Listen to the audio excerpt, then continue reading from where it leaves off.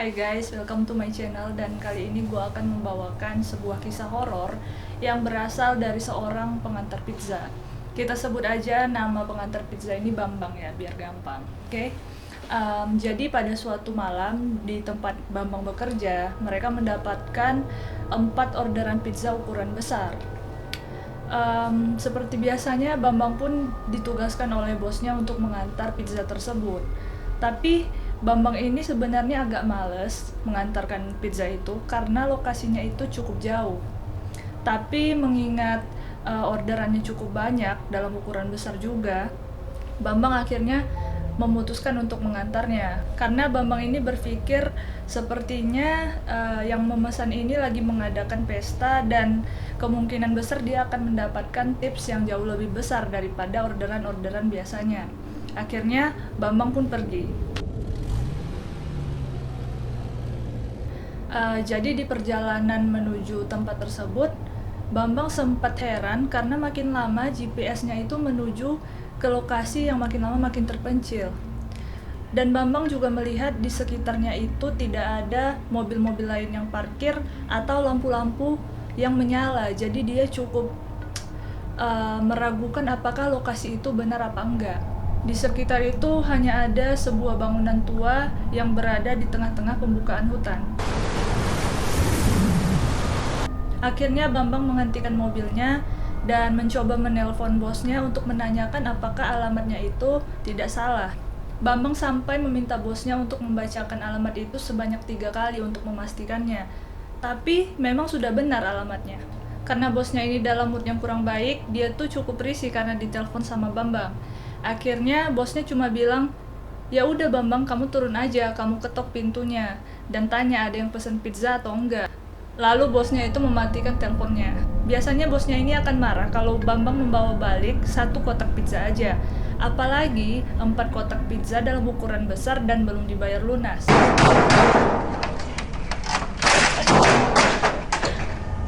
Bambang sebenarnya udah ketakutan, tapi dia memberanikan dirinya untuk turun dari mobil dan menuju ke rumah itu. Dan dia melihat di pintu itu tidak ada belnya, jadi dia memutuskan untuk mengetok aja. "Permisi, pizza." Tapi dia tidak mendengar apa-apa. Di situ Bambang sudah merasa sangat kecewa karena perjalanan jauhnya itu cuma sia-sia aja. Tapi dia masih memberanikan diri untuk mengetuk sekali lagi karena putus asa. Dan tiba-tiba dari rumah itu terdengar suara yang berisik. Lalu Bambang berteriak kalau ia adalah pengantar pizza. Namun tiba-tiba suara berisik tadi seketika menjadi sangat hening. Rasa takut Bambang pun bertambah dan dia menjadi lebih tidak nyaman daripada sebelumnya. Tapi sebelum ia berbalik, ia sangat terkejut karena melihat sesuatu di jendela. Ada seseorang yang mengintip dia dari jendela. Dia tidak yakin apa itu laki-laki atau perempuan. Yang dia lihat hanya sepasang mata. Mata yang membelalak dan menatapnya sangat tajam.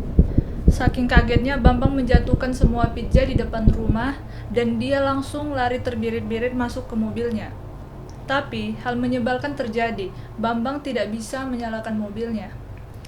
Dengan rasa ketakutan, ia terus mencoba. Akhirnya setelah beberapa kali mobilnya bisa dinyalakan dan ia pun langsung melaju untuk menjauhi rumah itu. Dia berusaha melaju secepat mungkin menuju jalanan sampai ia menabraki rumput-rumput yang ada di sekitar rumah itu. Tapi dia merasa aneh karena mobilnya ini bergoyang-goyang dan tidak stabil. Ada sesuatu yang tidak beres. Pada saat ini, posisi mobilnya Bambang ini tidak terlalu jauh dari rumah itu dan Bambang juga mendengar ada suara gesekan tajam dari luar. Tapi Bambang terus berusaha untuk mengemudikan mobilnya, walaupun beberapa saat kemudian mobilnya itu berhenti sendiri. Jadi ia terpaksa untuk mengecek keluar apa yang terjadi pada mobilnya. Rasa dingin menjalari punggungnya dan jantungnya berdetak sangat kencang. Ia sangat terkejut karena ketika ia keluar, ia melihat bahwa bannya itu sudah tersayat dan sudah lepas dari pelek besinya, dan bukan hanya 1 ban tapi keempatnya. Bambang menyadari kalau ada orang yang melakukan hal ini ketika dia mengetuk pintu rumah itu. Alih-alih berlari, Bambang memutuskan untuk masuk ke mobil lagi dan mengunci semua pintunya. Posisinya masih dekat dengan rumah itu, dan kalau misalkan tidak ada pepohonan yang menghalangi spionnya, ia bisa melihat rumah itu dengan jelas. Akhirnya Bambang menelpon 911 dan menjelaskan semua kondisinya. Operator lalu mengatakan kalau polisi sebentar lagi akan datang ke lokasi tersebut.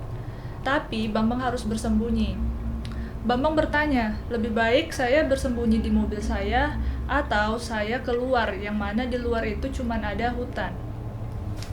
Lalu operator itu pun menyarankan untuk stay di dalam mobil dengan pintu yang terkunci dan jangan mematikan telepon sampai polisi datang ke tempat itu. Seluruh tubuh Bambang gemetar. Ia hanya melihat di sekelilingnya tidak ada apa-apa selain hutan yang gelap dan jalan yang tak berujung.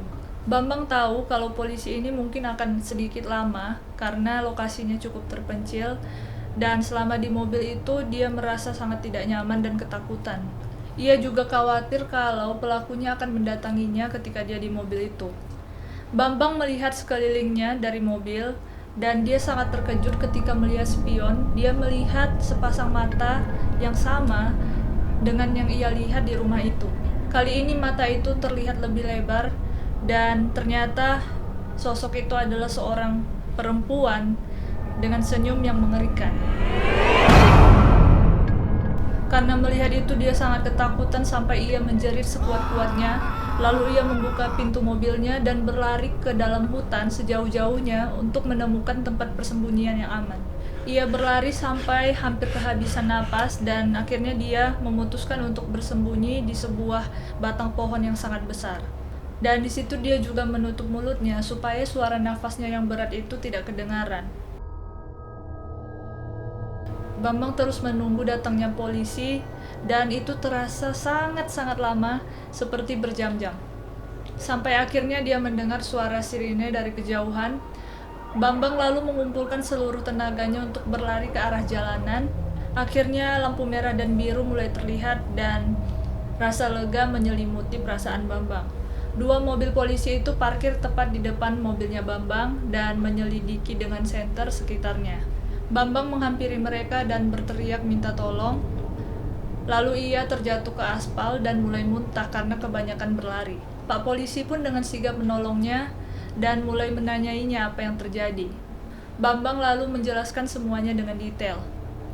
1 mobil polisi menuju rumah tersebut dan mulai menggeledah,nya. Tapi sayangnya mereka tidak menemukan apa-apa kecuali beberapa benda tajam. Benda-benda yang terlihat cocok dengan sayatan yang ada di mobilnya Bambang. Polisi berasumsi kalau ada semacam orang yang sakit jiwa karena Bambang melihat wanita itu. Tapi sayangnya polisi tidak berhasil menemukan pelakunya dan sampai hari ini kejadian itu masih menghantui Bambang. Bambang pun berhenti dari pekerjaannya sebagai pengantar pizza dan memulai hidup baru dengan bekerja di sebuah supermarket.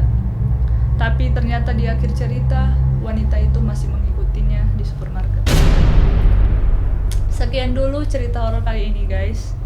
Apakah kamu punya alternatif ending yang lebih menarik? Coba komen di bawah. See you in the next video.